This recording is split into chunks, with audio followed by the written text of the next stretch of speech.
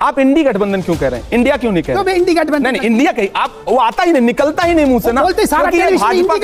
भाजपा का बनाया हुआ नैरेटिव है कि इंडिया में से ए हटा दीजिए और इंडी बोलिए उसको। नरेंद्र मोदी जी के 10 भाषण सुनाऊं, जर्सी गाय, 50 करोड़ की गर्लफ्रेंड। दोस्तों 5 से 6 एंकरों के साथ में इमरान प्रतापगढ़ी अकेले भिड़ गए और भाजपा द्वारा पूछे गए सवालों पर ऐसा ताबड़तोड़ जवाब दे रहे थे मानो भाजपा के मुंह में कोई छपा छप गोबर मार रहा हो। कोई भी चीज होती है आप लाल किताब उठाते हैं, नहीं तो फिर बोलते हैं अडानी इसका रहा। पहली बात तो ये लाल किताब देख करके सत्ता पक्ष इतना भड़क क्यों रहा है? सांड भी इतना लाल कपड़ा देख के नहीं भड़कता जितना लाल संविधान देख के भड़क रहे हैं। इतना ही नहीं दोस्तों, बल्कि इमरान प्रतापगढ़ी ने आरएसएस, गांधी के हत्यारे नाथूराम गोडसे और मुसलमानों को देश का गद्दार बताने को लेकर शायरी पढ़ते हुए भाजपा को बुरी तरीके से नंगा करके रख दिया है, जिसे देखकर आपको बहुत ही मजा आएगा। वीडियो का अंत पार्ट आप बिल्कुल भी मिस मत कीजिएगा, क्योंकि वीडियो के अंत में इमरान प्रतापगढ़ी ने एक बहुत ही जबरदस्त शायरी पढ़ा है। आपको इतिहास में यह भी जवाब देना पड़ेगा कि आप तिरंगे का विरोध करते रहे, कि जिन्हें तिरंगे से नफरत है, अपना झंडा प्यारा है। गांधी का कातिल अब भी जिनकी आंखों का तारा है।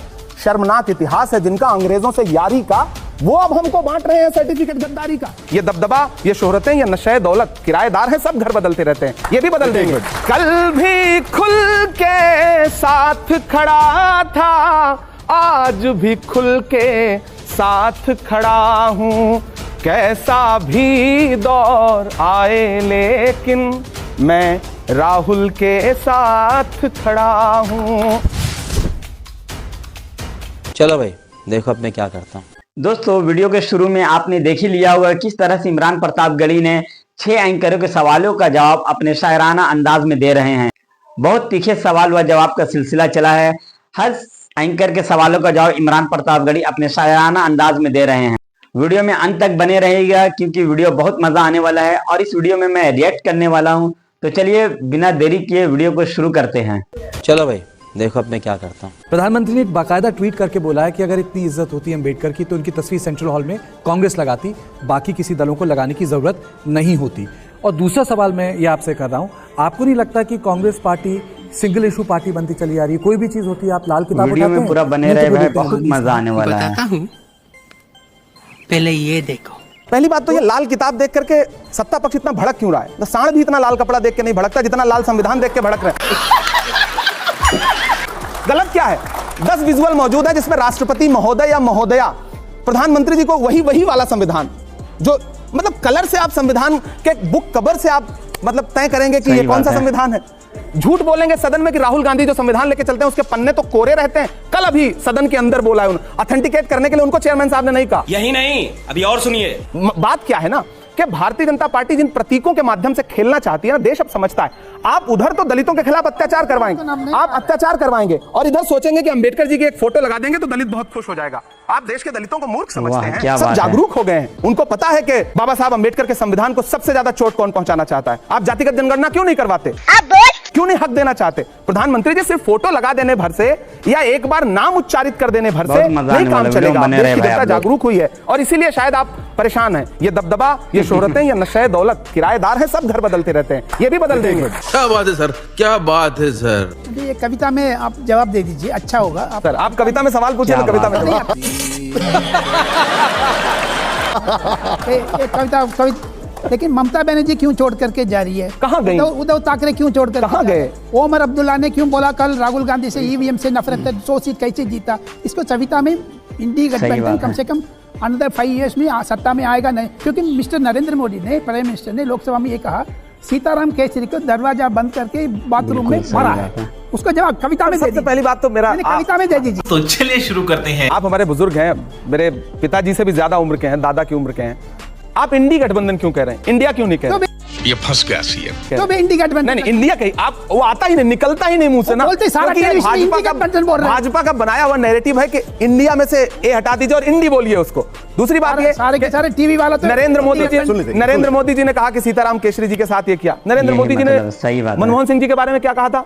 रेनकोट पहन के नहाते हैं। नरेंद्र मोदी जी के 10 भाषण सुनाऊं, जर्सी गाय, 50 करोड़ की गर्लफ्रेंड।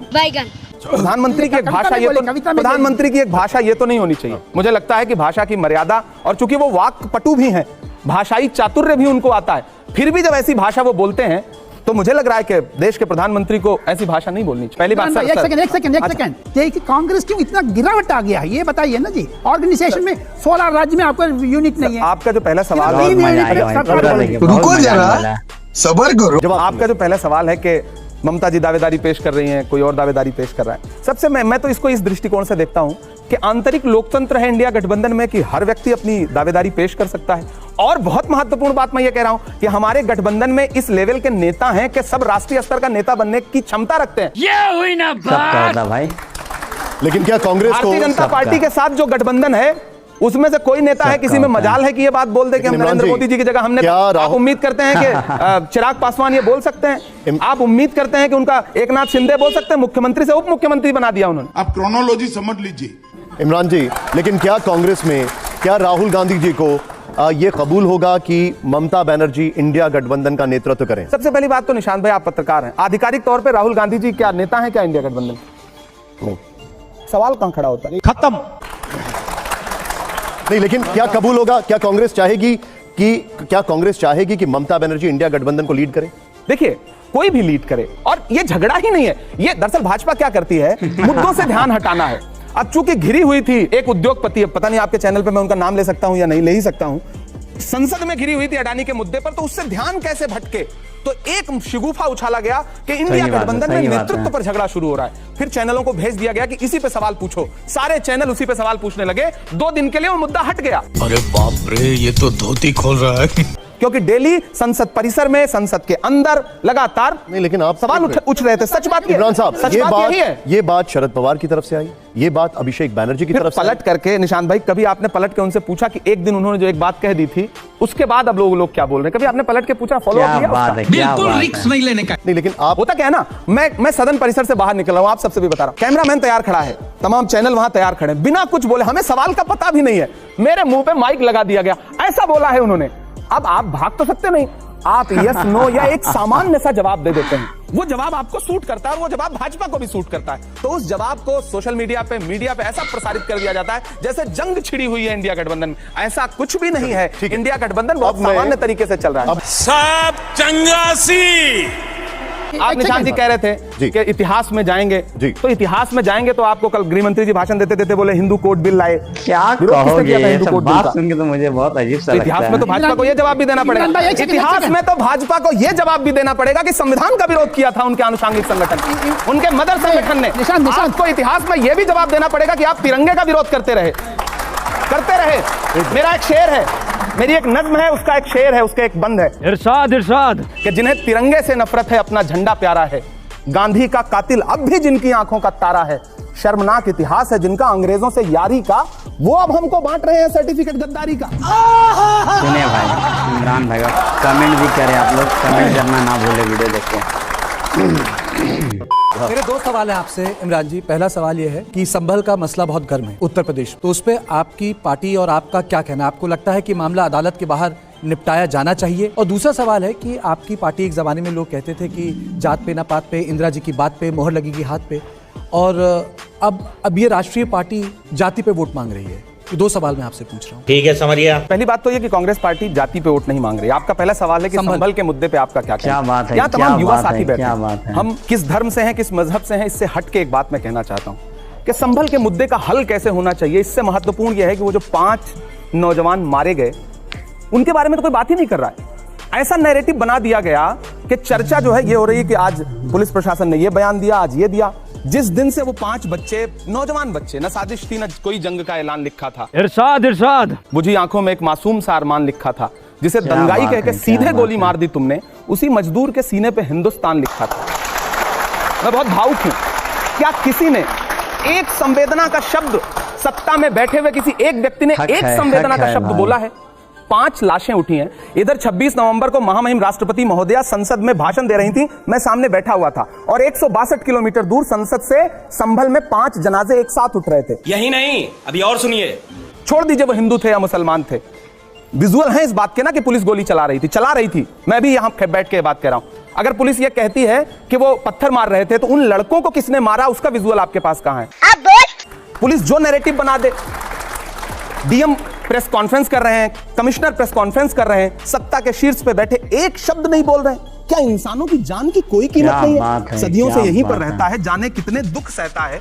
भीगी पलकों से एक बेटा भारत मां से ये कहता है, पुरखे हम सबके गोद में तेरी खाक ओढ़ के लेटे हैं, मां हम भी तेरे बेटे हैं, है ना? इमरान साहब, बीजेपी कह रही है, इस पे कोई बात ही नहीं कर रहा है। मुझे हैरत है, ये निकल आया, वो निकल आया, यहां आज भी कल भी संसद में संविधान पे बहस हो रही है और वहां बुलडोजर चल रहा है।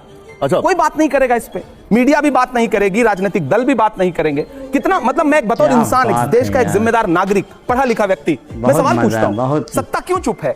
संवेदना के एक शब्द भी क्यों नहीं? हमारी पार्टी का स्टैंड क्लियर है, राहुल गांधी जी गए, जा रहे थे, उनको जाने नहीं दिया गया। नेता प्रतिपक्ष को क्या अब यह भी अधिकार नहीं रह गया है कि वो जाकर के पीड़ितों से मिल सके? मुझे देश से पूछना है, क्यों नहीं मिलने देंगे? क्या छुपाना चाहते हैं? इसको समझने में देर लगेगी। आपने राहुल गांधी का जिक्र किया, वो पीड़ित परिवार के साथ मिलना चाह रहे थे। यहां पर बीजेपी बार बार यह आरोप लगा रही है कि कांग्रेस एक लाइन नहीं ले रही, वो ये नहीं बता रही कि आखिर वो है किसके साथ। रुक, तेरे को बता देती। भाजपा किसके साथ है? सवाल मेरा। सरकार किसके साथ है? नहीं, वो तो खुल के कह रहे हैं कि मंदिर के साथ। हाथ रख करके कसम खाने वाले लोग किसके साथ खड़े हैं? संविधान के साथ, या किसी धर्म के साथ, किसी इंसान के साथ, किसी जाति के साथ, किसी मजहब के साथ? इंसान के साथ क्यों नहीं? पीड़ितों के साथ क्यों नहीं? योगी जी कह रहे हैं खुलकर कि अगर वहां पर विष्णु का 10वां अवतार होगा तो हम वहां पर उसी के साथ हैं। अच्छा, अवतार हो, उससे किसको इनकार हो सकता है?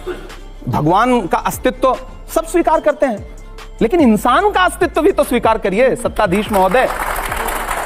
ठीक है, विनोद जी, आपका सवाल। पार्टी को कवर किया है। शो नहीं, मैं एक सवाल ये पूछना चाहता हूँ कि आपने कुछ नज्म लिखी है कोई राहुल गांधी पे या प्रियंका गांधी पे? नज्म मतलब मैंने 4 मिसरे लिखे हैं, मैं भारत जोड़ो यात्रा के दौरान मैंने नज्म लिखे। सवाल नहीं, मैं इंतजार कर रहा हूँ कि वो सुनाए, उसके बाद मैं अपना सवाल पूछूं। रहा नहीं जाता, तड़प ही ऐसी है ना।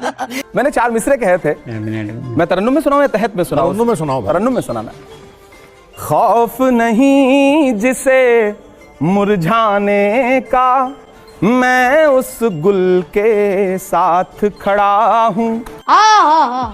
मैं जो बात कह रहा था कि जो साहस है उनमें, इरशाद इरशाद।